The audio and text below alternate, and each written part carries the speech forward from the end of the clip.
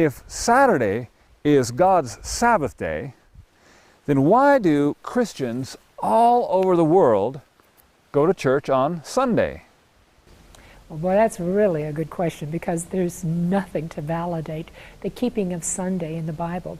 It's merely tradition, purely tradition. There's only 8 verses on the first day of the week in the Bible, and none of them talk about transferring the worship of God, the day that God sanctified from the 7th day, to Sunday. And actually the tradition dates all the way back to a few centuries after Christ, when Constantine legalized Christianity, and he enacted the very first Sunday observance law. You can read about it in a lot of encyclopedias. Collier's encyclopedia says that on the venerable day of the sun, let the magistrates and the people residing in cities rest, and let all the workshops be closed. Then in 364 AD, in the Council of Laodicea, they passed a law requiring that Christians must not Judaize by resting on the Saturday.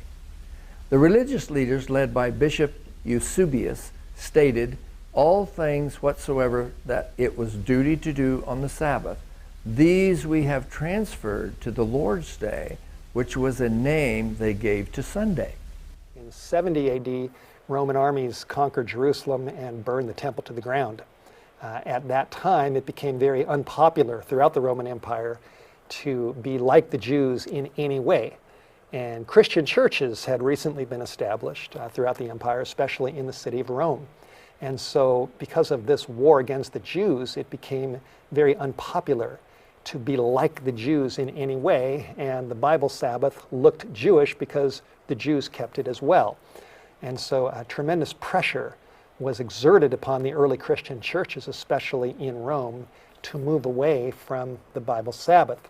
Well, at the same time, Sunday was a day that was recognized throughout the Roman Empire as the day of the sun. The Romans worshiped the sun on Sunday. And so as the Christians were feeling pressure to get away from anything that looked Jewish, they started thinking about this, and they said, hey, you know what? Jesus rose on Sunday anyway. And so it became a very convenient rationalization to move away from what looked like a Jewish Sabbath and to move towards Sunday. If you've heard the expression, when in Rome, do as the Romans, that really originated over this issue. And so the shift took place gradually, especially in Rome and in Egypt and Alexandria. And as time went on, the Roman Catholic Church really became a dominant advocate for Sunday observance as a replacement to the Bible Sabbath. Nevertheless, the Bible itself does not change. And the 4th commandment still says that the 7th day is the Sabbath, not of the Jews, but of the Lord. Somebody pray for me. Somebody pray for me. Somebody pray for me.